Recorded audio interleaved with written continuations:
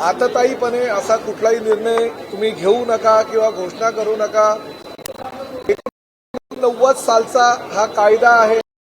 Permit चालू केल्यानंतर तत्कालीन परिवहन मंत्र्यांनी त्यामध्ये थोडासा बदलाव करून 2019 साली परिपत्रक काढलं होतं आणि ते परिपत्रक म्हणजे राज्यामध्ये मराठी भाषिकांची कुठलीही गळचेपी होऊ नये। पॅसेंजर जर मराठी असेल तर त्याच्याबरोबर मराठीमध्ये रिक्षा चालक असू द्या, टॅक्सी चालक असू द्या, ओला उबेर रॅपिडो चालक असू द्या, त्यांना मराठीमध्ये बोलणं अनिवार्य आहे। मराठी जर ते बोलत असतील तर तुम्हाला समजलं गेलं पाहिजे, त्यामुळे वादविवाद निर्माण होणार नाही। आणि ह्या घटना घडलेल्या आहेत। आम्ही हा सक्तीचा निर्णय काय आज घेतलेला नाहीये। हा निर्णय 2019 साली किंवा 1989 सालच्या नियमानुसार झालेला आहे। मी फक्त परिवहन मंत्री म्हणून आमचे आरटीओचे अधिकारी ते योग्य प्रकारे कारवाई करतात का हे फक्त तपासतोय, ते चुकीचं काय। आणि रिक्षा चालकांना, मालकांना, ओला उबेर रॅपिडोवाल्यांना, टू व्हीलरवाल्यांना माझं एकच मत आहे की अहो महाराष्ट्र आहे, ही महाराष्ट्राची संस्कृती आहे। तुम्ही हेकेखोरपणे संपाचं हत्यार डायरेक्ट उपसताय हे पण योग्य नाही। मला निवेदन द्या, तुमचं काय मत आहे माझ्याशी चर्चा करा, मी तुम्हाला वेळ द्यायला तयार आहे। परंतु वृत्तपत्रांच्या माध्यमातून, वृत्तवाहिनींच्या माध्यमातून काहीतरी घोषणा करायच्या, काहीतरी लोकांना म्हणजे कुठेही अडचणीत आणण्यासाठी काहीतरी योजना हे परिवहन मंत्री आखतात असं बोलायचंही योग्य नाही। माझ्याशी चर्चा करा ना, तुम्हाला काय हवंय, नियमावली काय आहे। जेव्हा बॅच घेतले, परमिट घेतले किंवा तुम्ही लायसन्स घेतले तेव्हा जे ॲफिडेव्हिट दिलं होतं त्या ॲफिडेव्हिटमध्ये काय काय लिहून दिलंय, तुम्ही स्वतः सह्या केलेल्या आहे त्याच्यावर टॅक्सी चालकांनी आणि रिक्षा चालकांनी। त्यामुळे ती अंमलबजावणी ही कायद्यानुसार होणं गरजेचं आहे, ती मी करतोय। आणि का कायद्यानुसार करतोय याचं कारण आहे की अनेक तक्रारी दाखल झाल्या, गुन्हे दाखल झाले आहे, वादविवाद निर्माण झालेले प्रवाशांचे आणि रिक्षावाल्यांचे आणि टॅक्सीवाल्यांचे, आणि हे प्रकार कुठेही होऊ नये, थांबवावे। महाराष्ट्रामध्ये कायदा व सुव्यवस्था व्यवस्थित राहावी यासाठी जर परिवहन मंत्री म्हणून जर तुम्ही निर्णय घेत असेल आणि त्या निर्णयाचं स्वागत अनेक संघटनांनी केलेलं आहे, अनेक सामाजिक संघटनांनी केले। उद्या सकाळी 11 वाजता मंत्रालयामध्ये सगळ्या जे साहित्यिक आहेत ह्या राज्यातले मराठीवर प्रेम करणारे, मराठीचा प्रचार आणि प्रसार करणारे, त्यांची एक बैठक आहे। ते मला काही उपाययोजना यावर आहेत का त्याचं मार्गदर्शन करणार आहे। तुम्ही सुद्धा या, मी आवाहन करतो परिवहन मंत्री म्हणून चर्चेला तर बसा। चर्चा न करता डायरेक्ट तुम्ही सांगाल की नाही आम्ही संपावर वगैरे जाऊ, ही मराठीची मुस्कटदाबी आहे आणि परिवहन मंत्री म्हणून ही मुस्कटदाबी मी सहन करणार नाही। महाराष्ट्रामध्ये तुम्हाला व्यवसाय करायचा असेल तर मराठी अनिवार्य आहे, मराठी बोलावंच लागेल आणि मराठी समजावंच लागेल।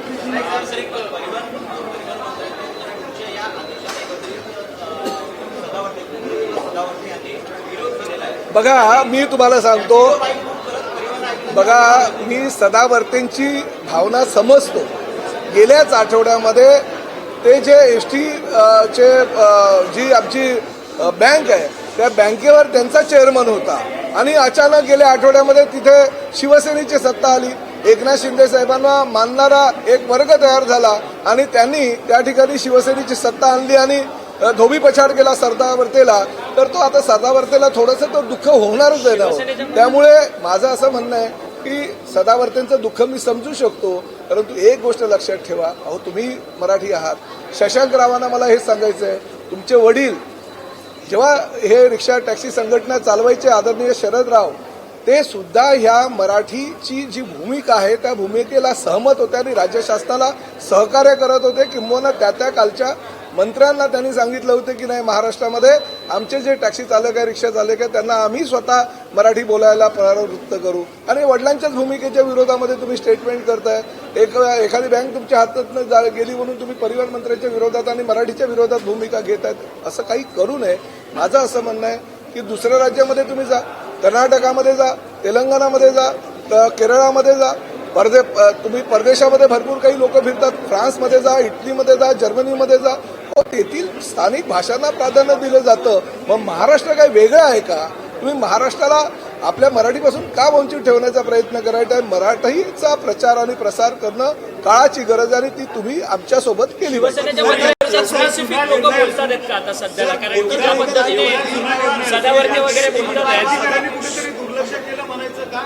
नाही काय होतं माहितीये का, बघा अनेक आता ह्या एमएमआर क्षेत्रामध्ये प्रामुख्याने ह्या घटना एमएमआर क्षेत्रामध्ये घडत आहेत, कारण शहरीकरण वाढत चाललेलं आहे आणि आरटीओचे आमचे अधिकारी तेवढेच, कर्मचारी तेवढेच, परंतु वाहनांच्या संख्या ह्या 20 ते 25 पटीनं वाढलेल्या आहेत आणि त्यामुळे अनेक गोष्टी ज्या आहेत त्या गोष्टींवर आता नियंत्रण राहिलेलं नाही. आम्ही आता आमचं संख्याबळ वाढवतोय, परंतु त्यामुळे ह्या गोष्टींकडे दुर्लक्ष होत होतं आणि जे गुन्हेगारी प्रवृत्ती आहे ती वाढत चालली होती. त्यामध्ये कुठेतरी नियंत्रण आणण्यासाठी आणि काहीतरी योग्य प्रकारे आता हे आमचे रिक्षा चालक, टॅक्सी चालक सुद्धा किंवा ओला, उबेर, रॅपिडो सारखे जे वाहन चालक आहे त्यांना मराठी कुठेतरी यायला पाहिजे आणि ही भांडणं जी आहे, जे तंटे जे आहे ते पोलीस स्टेशनमध्ये जातात सातत्यानं, ते कुठेतरी थांबले पाहिजे. म्हणून परिवहन मंत्री म्हणून मी कणखर भूमिका घेतली. मोटर व्हेकल ऍक्टवरती त्यांनी वोट केलेला आहे.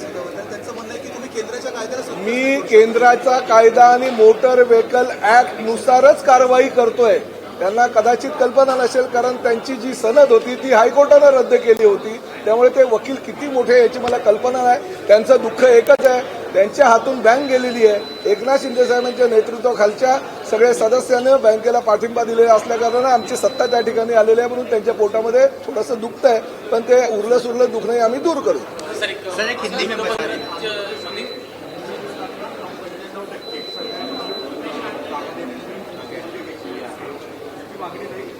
नाही, अजूनपर्यंत मी त्या विषयावर मला माहिती नाही आणि तो निर्णय सर्वस्वी मुख्यमंत्री आणि उपमुख्यमंत्री.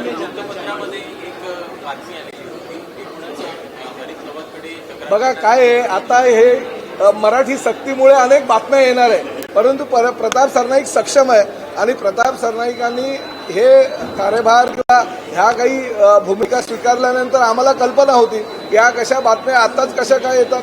अरे एखाद्या एवढ्या मोठ्या मुंबई मिरर सारख्या वृत्तपत्रामध्ये पहिल्या पानावर बातमी येते, त्याला काहीतरी अर्थ तर पाहिजे ना, काहीतरी छापायचं म्हणून छापायचं आणि त्यामध्ये त्याचा खुलासा मंत्र्यांकडून मागायचा. मला वाटतं का आजच ही बातमी आली, का मराठी सक्ती केल्यानंतर त्या बातम्या प्रसारित व्हायला लागल्या.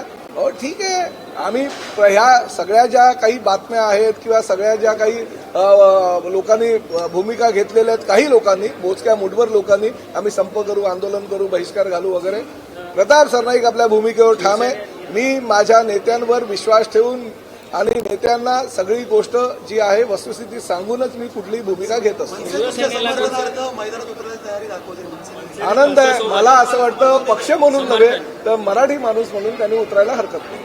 अनेक रिक्षा चालक असतील, टॅक्सी चालक असतील, त्यांनी मराठी शिकण्यास सुरुवात केलेली आहे, परंतु आनंद त्या गोष्टीचा वाटतोय. बरेच जण ऑनलाईन रिक्षा शिकतात, टॅक्सी शिकतायत. काही मनसे असू द्या, उबाटा असू द्या किंवा भारतीय जनता पक्षाच्या सुद्धा काही हिंदी भाषिक नेत्यांनी सुद्धा मराठीचे क्लासेस सुरू केलेले आहेत. आनंद या गोष्टीचा आहे. ह्या कामी जे काही सहकार्य लागेल ते सहकार्य आम्ही करूच, कारण उद्या साहित्यिकांची बैठक आहे. साहित्यिक सुद्धा काही मार्गदर्शन करतील आणि ते मार्गदर्शन केल्यानंतर आम्ही सुद्धा त्यांना काही सूचना करू. पण एवढ्या कमी काळामध्ये मराठी शिकणं म्हणजे शक्य नाहीये. पण त्यांच्या लायसन बॅच देऊन 5-5 वर्ष झाली, 10 वर्ष झाली, कमी काळ कुठे.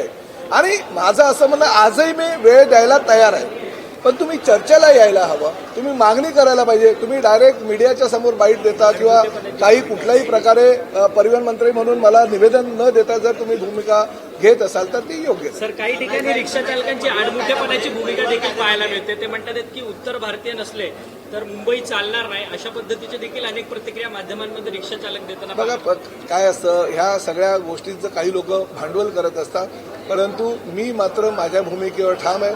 महाराष्ट्रामध्ये जर व्यवसाय करायचा असेल तर प्रत्येक येणं अनिवार्य आहे.